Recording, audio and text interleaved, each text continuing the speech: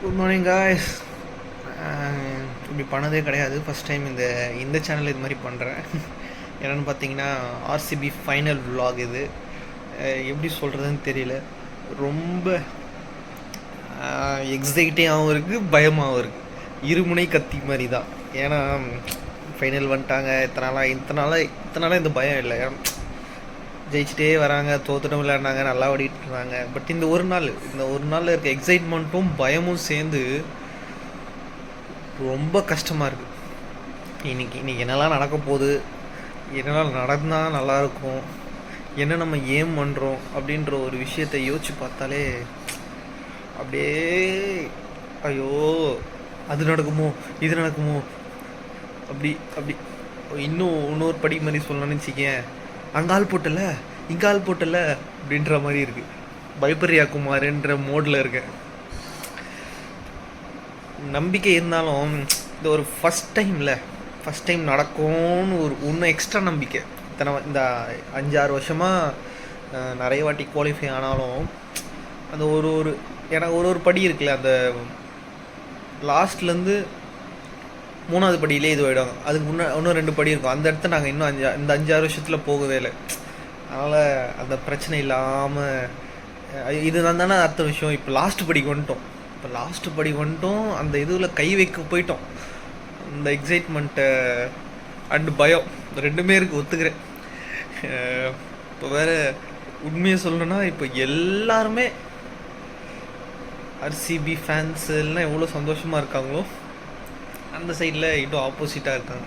ஏன்னு பார்த்தீங்கன்னா, அது இருக்கும் ரைவல்ரி, எல்லா ஃபேன்ஸுக்கும் எல்லாம் ஹேட் இருக்கும். அதெல்லாம் ஒன்றும் பண்ண முடியாது, அதெல்லாம் தாண்டி தான் வரணும். இப்போ அப்படியே மீதி 9 டீமும் ஆப்போசிட்டில் சப்போர்ட் பண்ணுற மாதிரியும் இருக்குது, சில இந்த சைடு சப்போர்ட் பண்ணுற மாதிரியும் இருக்குது. அதான் என்ன பண்ணுறதுன்னு தெரில. ஏதோ போல் கூட பார்த்தேன், 49-51 இந்த மாதிரி இருந்தது. ஆர்சிபிக்கு 49, பஞ்சாப் 51. அது இந்த ஃபைனல் போல இல்லை குவாலிஃபை போகலான்னு தெரில. பட் அந்த போல் ஏதோ பார்த்தேன் நான். இருந்தாலும் ஐயோ எப்படி சொல்கிறது, வார்த்தைகள் தட்டுமாறுது. சரி, இன்றைக்கி ஆர்சிபி சப்போர்ட் பண்ண போகிறோம். நம்ம கிரவுண்டுக்கெலாம் போயில, வீட்டில் இருந்தே வாங்க ஒவ்வொரு விஷயத்தையும் இன்றைக்கி இந்த விலாகில் பார்க்கலாம். இது கிரிக்கெட் குமார், சப்ஸ்கிரைப் பண்ணிக்கோங்க.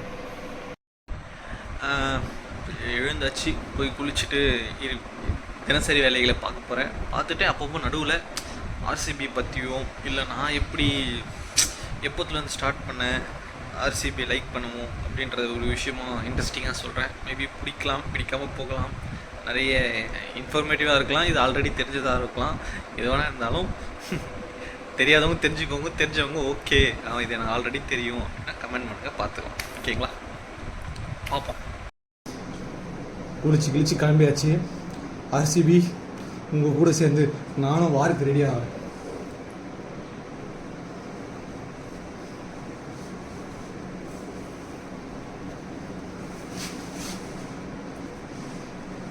Make it happen. இதெல்லாம் ஒன்றும் பண்ண முடியாது, எப்படியாவது செஞ்சு விட்டுருங்கப்பா இன்னைக்கு கடவுளே. அப்புறம் இன்னையோட டெய்லி ரொட்டீனை ஸ்டார்ட் பண்ணுறேன். இது குளிச்சு முடிச்சதுக்கப்புறம் டெய்லி கோயிலுக்கு போகிறேன். இன்றைக்கி போகிறேன்னு நினச்சிக்காதீங்க, டெய்லி போகிறேன். போயிட்டு அங்கே ஒரு வேண்டுதலை போடும் ஆர்சிபிக்காக. போட்டு வந்து அடுத்து என்னன்றதை பார்ப்போம் வாங்க. கச்சிதமாக ஃபிட்டாக இருக்குது ஆர்சிபி கலக்குறோம் இன்னைக்கு.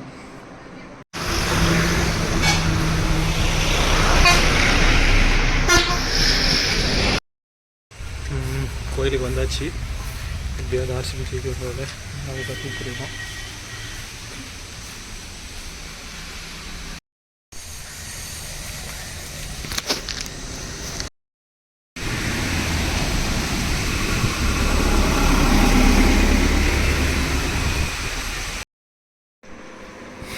மணி 10ஆகுது. எப்பயும் பண்ணுற ரொட்டீன் ஜாபுக்கு வந்தாச்சு. இங்கே கொஞ்ச நேரம் ஒர்க் பண்ணிவிட்டு நடுவில் இப்போல்லாம் டைம் கிடைக்குதோ ஒரு விஷயமாக ஷேர் பண்ண ஸ்டார்ட் பண்ணுறேன்.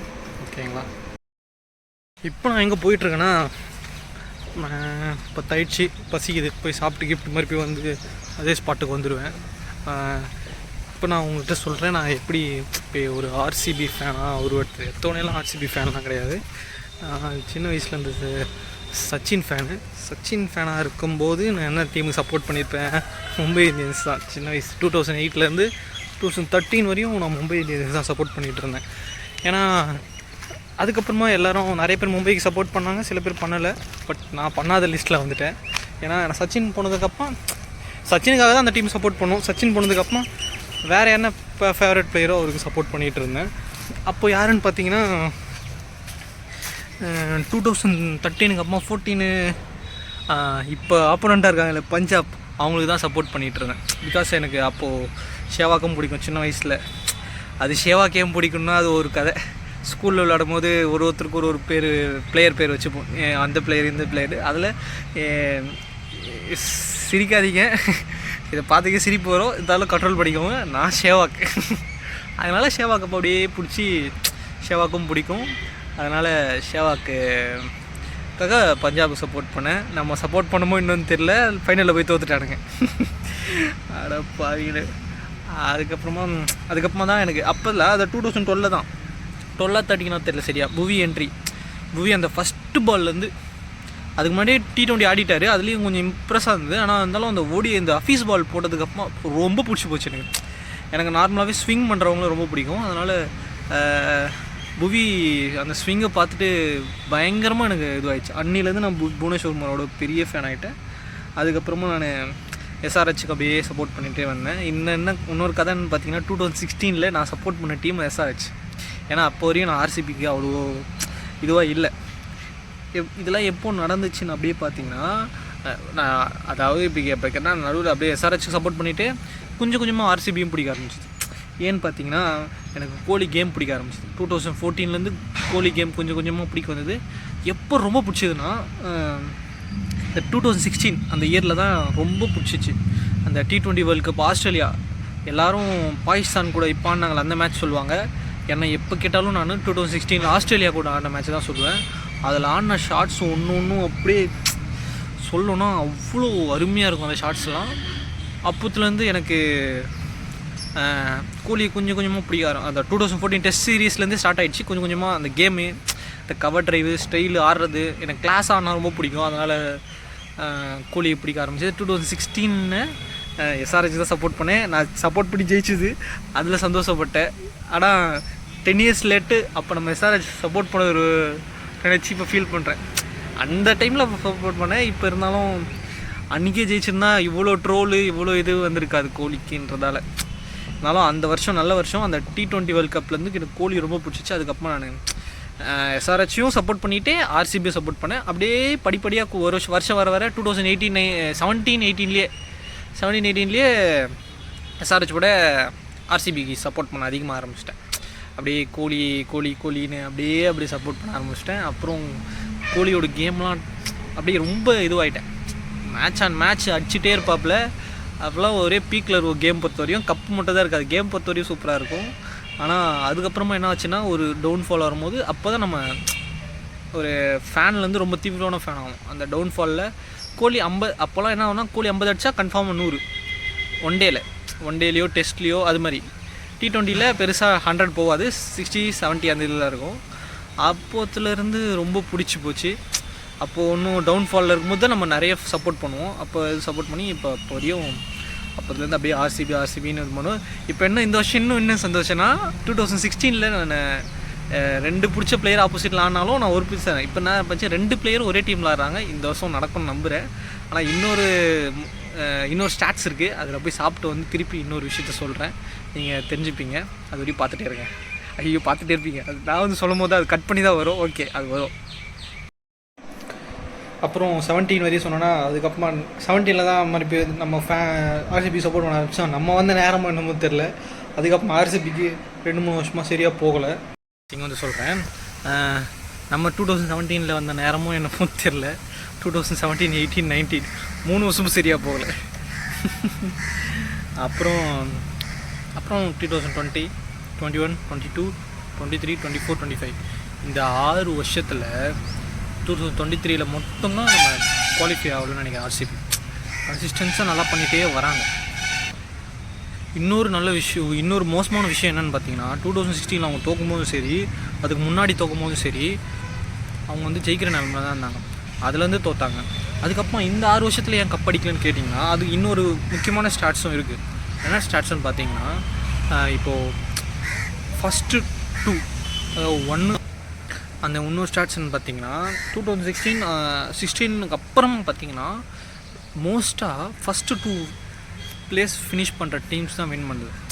இப்போ என்ன நடக்குதுன்னு பார்த்தீங்கன்னா இந்த 3வது 4வது வர டீமு எவ்வளோ நல்லா விளையாடினாலும் அதுக்கு மேலே போக முடியல. அது ஆர்சிபிக்கும் போடணும், கூட வந்து எந்த டீமாக இருந்தாலும் போடணும். ஏன்னா 20 எல்லாமே நம்ம எலிமினேட்டரில் ஜெயிச்சா குவாலிஃபை 2ல் விட்டோம், குவாலிஃபை உள்ளனா நிறைய வாட்டி எலிமினேட்டரில் விட்டோம். அதனால் ஆர்சிபி வந்து எல்லாத்தையும் விட இந்த வருஷம் சான்ஸ் அதிகம்னு ஏன் சொல்கிறாங்கன்னா டாப் 1 ஆனாங்க, குவாலிஃபையர் 1 ஜெயிச்சிருக்காங்க. 2016 தான் நடந்தது. பட் இந்த வருஷம் 2016 1 மேன் ஆர்சிபி கொண்டு போனது விராட் கோலி மட்டும்தான். லீக் மேட்சஸ் ஃபுல்லாக ஆடி குவாலிஃபையரில் 1 மட்டும் ஏபிடியும் நல்லா ஆனார். அவர் அதுலேயும் லீக்லேயும் நல்லா பண்ணார். ஆனால் குவாலிஃபையர் 1ல் கோலி ஃபெயில் ஆனாலும் ஏபிடி தனியாக இன்னும் கொண்டு போனார். ஓகேங்களா? இந்த வருஷம் எல்லாருமே பெர்ஃபார்ம் பண்ணுறாங்க, அதுதான் வேணும். அந்த ஒரு விஷயந்தான் இந்த வருஷம் ஜெயிக்கும்ன்றது ஒரு பெரிய நம்பிக்கையாக இருக்குது. பார்ப்போம். இதுவரையும் கேலி கிண்டல் கூத்து எல்லாத்தையும் இன்னும் 2008 சப்போர்ட் பண்ணுறவங்களாம் இன்னும் அதிகமாக சந்திச்சிருப்பாங்க. நம்ம இந்த ஒன் டிக்கேட் ஆக போகுது. 9 வருஷம் 8 வருஷம் 9 வருஷம் ஆகிடுச்சு. இன்னும் 2 வருஷம் போனால் 1 டிக்கேட்டாக நம்ம ஆர்சிபி சப்போர்ட் பண்ணிகிட்ருக்கோம். பார்ப்போம் என்ன நடக்குதுன்னு. நல்ல ஒரு நம்பிக்கையோடு தான் இருக்கேன். ஜெயிச்சிருவாங்க, எல்லாத்துக்கும் ஒரு இது பண்ணிடலாம், பிடிச்சிடலாம் அப்படின்னு. பார்ப்போம் என்ன நடக்குதுன்னு. நம்ம கையில் இல்லை. நம்ம இந்த வருஷம்லாம் 10 வருஷன்ற இதுவில் தான் இருக்கும். ஏன்னா நம்ம போய் ஆட போகிறது நம்ம சப்போர்ட் தான் பண்ணுவோம். நம்ம அண்ணா நீ என்ன அவங்க போய் கிழிச்சிருவேன்னு கேட்காதீங்க.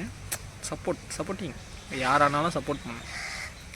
அண்டு இன்னொரு விஷயம் சொல்லணும், அது வந்து அப்புறம் வரேன். ரைவல்ரி பற்றி சொல்லணும். ஒரு ஷார்ட் கமர்ஷியல் பிரேக் போயிட்டு வந்துட்டேன். என்னென்னா இப்போ மோர் குடிச்சிட்ருக்கேன். அதை வச்சுட்டு கதையை ஸ்டார்ட் பண்ணுறேன். நமக்கும் சிஎஸ்க்கும் ஏன் ஆகாதுன்னு பார்த்தீங்கன்னா, நம்ம சின்ன வயசுலேருந்து எம்ஐ ஃபேனுக்கும் சிஎஸ்கே ஃபேனுக்கும் அப்பத்துலேருந்தே ஆகாது. சரி, 2013 எம்ஐயில் தான் வந்தேன். அப்போயாவது எனக்கும் அவங்களுக்கும் வாய்க்கா தகராது போதுன்னு பார்த்தா நானும் சிஎஸ்கே விட மாட்டேன், என்னையும் சிஎஸ்கே விட மாட்டேது. ஏன்னு பார்த்தீங்கன்னா ஆர்சிபிக்கு வந்தால் அவங்க இந்த மூணு பெரிய ஆளுங்களும் சண்டை போட்டு அது டீமையும் அப்படியே சண்டை போட்டு அப்படியே இப்போது MI versus CSK, CS versus RCB versus எம்ஐயும் இருக்குது. ஓகேவா? இதில் அதிகமாக எது இருக்குதுன்னு பார்த்தீங்கன்னா அவங்களுக்குள்ளே கப்பு சண்டை, நமக்குள்ளே கப்பு இல்லாமே சண்டை. ஏன்னு பார்த்தீங்கன்னா கப்பு இல்லைன்னு சொல்லி ரொம்ப என்ன பேச சொல்லுவாங்க, கப்பு இல்லாமல் எவ்வளோ பேசுகிறீங்க. எனக்கு ஒரு டீம் பிடிச்சிருக்கு, கப்பு இருக்கோ இல்லையோ நான் என் டீமுக்கு சப்போர்ட் தான் பண்ண போகிறேன். ஓகேவா? அந்த டீம் தோகுதுன்றதால அந்த டீமை விட்டு நான் போக முடியுமா சொல்லுங்கள்? நீ உன்னை டிஃபெண்ட் பண்ணாமல் இருக்க முடியுமா? கப்பு இல்லாமல் எவ்வளோ பேச்சு பேசுகிறேன்னு மட்டும் பேசுவேன். அண்டு ஒன்று என்ன சொல்கிறேன்னா, ஒரு டீம் சப்போர்ட் பண்ணும்போது அடுத்த டீம் மேலே இப்படி தான் இருக்கும். ஆனால் எந்த அளவுக்கு இப்போ அதிகமாகிடுச்சுன்னு பார்த்தீங்கன்னா, அது யார் ஜெயித்தாலும் ஜெயிக்கட்டும், இவங்க ஜெயிக்கக்கூடாதுன்ற மாதிரி இருக்குது. அந்த மென்டாலிட்டிக்கு ஏன் வருதுன்னா, இப்போ அவங்க ஜெயிச்சிட்டாங்கன்னா அவங்கள நம்ம அதை கீழேயே வச்சு இது பண்ண முடியும். அந்த கப்புன்னு சொல்லியே கீழேயே வச்சு இது பண்ணுவோமே. அப்படி இருக்கவங்க இதுவாகிடுவாங்களே. இதுக்கப்புறம் கப்புன்னு சொல்ல முடியாது. இதுக்கப்புறம் கலாய்க்க மாட்டாங்களான்னு கேட்டால் கலாய்ப்பாங்க. நாங்கள் 5 கப்பு இப்போ தான் ஒரு கப்புன்னு சொல்லுவோம். ஓகே, நீங்கள் கலாய்க்கலாம், இது பண்ணலாம். ஆனால் அவங்க மென்டாலிட்டி எப்படி இருக்குன்னா, இப்போ அவங்க டீம் வெளியே போயிடுச்சு, அவங்க இந்த டீம் சப்போர்ட் கூட பண்ண வேணாம். ஓகேவா? ஆர்சிபி சப்போர்ட் கூட பண்ண வேணாம், வேறு டீம் கூட சப்போர்ட் பண்ணிட்டோம். அவங்க என்ன சொல்கிறாங்க, அந்த டீம் ஜெயிக்கட்டும்னு சொன்னால் கூட பரவாயில்ல. நோட் பண்ணிக்கோங்க, எது டீம் ஜெயிக்கட்டும்னு சொன்னால் கூட பரவாயில்ல. ஓகே, அவங்க ஜெயிக்கட்டும், இவங்க டீம் ஜெயிக்கக்கூடாது. இந்த மென்டாலிட்டி என்னென்னா, நான் எப்படி புரிஞ்சுப்பீங்கன்னு எனக்கு தெரியல, நான் சொல்கிறேன். அவன் நம்ம கீழே இருக்கணுன்ற மென்டாலிட்டி, அது ரொம்ப தப்பான மென்டாலிட்டி. அது எல்லாரும் அப்படி இருக்காங்களான்னு கேட்டால் நான் பார்த்தா மோஸ்ட் ஆஃப் இத்தனைக்கும் அந்த பர்சனும் நானும் நல்லா பேசுவோம், அவங்க ரொம்ப நல்ல பர்சனாக இருப்பாங்க. ஆனால் ஆர்சிபின்னு வந்துட்டா அவங்க இப்படி பேசுவாங்க. எனக்கு தெரிஞ்சவங்க நிறைய பேர் இருக்காங்க, ரொம்ப நல்ல பசங்க, ரொம்ப நல்லவங்க. ஆனால் ஆர்சிபி அப்படின்னு வந்துட்டா அந்த மென்டாலிட்டி ரொம்ப தப்பாக இருந்தது. அது எனக்கு ரொம்ப கஷ்டமாக இருந்தது. அதனால தான் நான் ஆர்சிபி ஜெயிக்கணும் அப்படின்னு. அப்படின்னு ஒரு விஷயத்தில் இருக்கும். இன்னும் வேறு எதனா விட்டேனான்னு தெரியல, என்ன சொல்கிறேன். மேபி ஆர்சிபி சைடு தப்பே இல்லை நான் சொல்ல மாட்டேன். ஆர்சிபி ஃபேன்ஸும் இதாக இருப்பாங்க, அவங்க ஃபேன்ஸும் இதாக இருப்பாங்க. நான் சொல்கிற பாயிண்ட் என்னென்னா, இப்போ அவங்க டீம் ஃபைனலில் இல்லை, இப்போ உங்களுக்கு இந்த டீமுக்கு நீங்கள் சப்போர்ட் கூட பண்ண தேவையில்லை. ஆப்போனன்ட் டீம் பஞ்சாப் விளாட்றாங்களா, பஞ்சாபுக்கு சப்போர்ட் கூட பண்ணுங்கள், இட்ஸ் ஓகே. இப்போ நான் ஆர்சிபி இல்லைனா எனக்கு பிடிக்காத டீமுக்கு நான் போய் சப்போர்ட் பண்ண போதில்லை, வேறு எதனா டீம் இருக்கோ அதை சப்போர்ட் பண்ணுவோம், ஓகே, ஐம் ஓகே வித். ஆனால் அவங்க இப்படி இருக்குன்னா, பஞ்சாப் ஜெயிக்கணும்னு சொன்னால் பரவாயில்ல, ஆர்சிபி தோக்கணும்னு சொல்கிறாங்க, அதில் தான் நான் வேறுபடுறேன். ஓகேவா? நீங்கள் சொல்லலாம் பஞ்சாப் ஜெயிக்கணும் ஆர்சிபி தோக்கணும்னு தானே அர்த்தம். அதை நீங்கள் அது எப்படி இது பண்ணலாம்? ஆர்சிபி தோக்கணும், அவங்க கீழே இருக்கணுன்ற மைண்ட் செட்டு அவங்களுக்கு இருக்குது. ஓகே, ஃபேன்ஸ்னால் அப்படி தான் இருப்பாங்க. பட் இப்போ எனக்கு பிடிக்கல அப்படின்னா ஓகே, சப்போர்ட் கூட பண்ண வேணாம். பட் ரொம்ப புலம்புற விடுங்க. இன்னும் என் ஃப்ரெண்ட்லாம் இருக்கான் 2008 சப்போர்ட் பண்ணுற ஒருத்தருக்கா எனக்கு தெரிஞ்சவன். அவெல்லாம் இன்னும் கடைக்கடையாக புலம்புவான். சரி விடுங்க, அதை விட்டுட்டு ஓகே, இன்றைக்கி நாள் என்ன, ஆர்சிபி ஜெயிக்கணும், அதுக்காக ப்ரே பண்ணுவோம், ஜெயிக்கணும்னு நம்புவோம். அப்புறம் வேறு என்னென்ன நடக்கணுமோ எல்லாத்தையும் பண்ணுவோம். வேறு என்ன நடக்கும், ஆர்சிபி ஜெயிக்கணும். இன்றைக்கி அந்த ஒரு ஆடியோ, ரவி சாஸ்திரி ஆடியோ கேட்டிங்களே, அது மாதிரி ரியலாக நடந்தால் நல்லாயிருக்கும்னு ரொம்ப ஆசையாக இருக்குது. வேறு எதுவும் இல்லை. அப்புறம் சிஎஸ்கே ஃபேன்ஸ் மட்டும் தான் அப்படி பண்ணுறாங்களா, எம்ஐ ஃபேன்ஸ் அப்படி பண்ணுறது இல்லைன்னு கேட்காதீங்க. நான் இங்கே தமிழ்நாட்டில் இருக்கிறதால எனக்கு அதிகமாக சிஎஸ்கே ஃபேன்ஸ் தான் தெரியுறாங்க. அப்படி நான் அவ்வளோ எம்ஐ ஃபேன்ஸ் ஆர்சிபியை கலாய்ப்பாங்க மாட்டாங்கன்னு சொல்ல நான் விரும்பலை. இருந்தாலும் அந்த லெவல்னு ஒன்று இருக்குல்ல, அந்த லெவலுக்கு இருப்பாங்கன்னு நான் பார்த்ததில்ல. நீங்கள் நார்மலாக பேசினா கூட, நீங்கள் ஒரு கன்வர்சேஷன் வச்சு நினச்சிங்க, ஒரு டீம் மோசமாக பண்ணுது, உங்கள் டீம் எக்ஸ்ட்ரானே பண்ணுது, இப்போ ஒரு விஷயத்தை பேச போனீங்கன்னா கப்பே இல்லாதவெல்லாம் பேசுகிறான்ற மாதிரி தான் இருக்கும். அந்த ஒரு விஷயத்துக்காக தான் ரொம்ப வருஷமாக ரொம்ப கஷ்டப்பட்டுருக்கோம். கன்சிஸ்டண்ட்டாக ஒரு 6-7 வருஷமாக நல்லா ப்ளே ஆஃப் போயிட்டுருக்கோம், அங்கேருந்து அடி வாங்கிட்டு வரோம். பட் இந்த வருஷம் எல்லாத்தையும் உடைப்போம், நம்புகிறோம், ஜெயிக்கிறோம். ஓகேங்களா, பார்ப்போம். கடைசியாக இந்த வீடியோ முடியறதுக்கு முன்னாடி ஒன்று சொல்லிக்கிறேன். ஆர்சிபி ஜெயிக்கும் நம்புகிறேன். அண்டு ஒரு சின்ன இன்ஃபர்மேஷன் மேபி தெரிஞ்சிருக்கலாம். போன வருஷம் இதே மாதிரி தான் ஸ்ட்ரேயஸ் ஐயர் வர்சஸ் பட்டிதார் ஃபைனல் நடந்தது. அது டொமஸ்டிக்கில். அதில் ஸ்ட்ரேயஸ் ஐயர் ஜெயித்தார். மத்திய பிரதேச மும்பை ஜெயிச்சது. மத்திய பிரதேஷ் தான் நினைக்கிறேன், இருங்க சரியா தெரியல, அதுக்கு அப்ரூவ் ஆகிடுங்க. மும்பை ஜெயிச்சது. இந்த வாட்டி மறுபடியும் பட்டிதார் வர்சஸ் ஸ்ட்ரேயஸ். பட் எனக்கு ஸ்ட்ரேயஸும் பிடிக்கும். நான் என் ஸ்டோரியை பார்த்துருந்தீங்க இன்ஸ்டாகிராமில். நான் 2016-17 ஸ்ட்ரேயஸை பார்த்துட்டு வரேன். எனக்கு அப்பத்துலேருந்தே பிடிக்கும். அந்த சின்ன ஸ்ட்ரேயஸ் லைட்டாக கலர் பண்ணியிருப்பார் யாருக்கு, அந்த ஸ்ட்ரேயஸ்லேருந்தே எனக்கு பிடிக்கும். ஸ்பின்னை சூப்பராக ஆடுவார், அந்த ஸ்ட்ரேயஸும் பிடிக்கும். அண்டு சூப்பர் அச்சீவ்மெண்ட் அது.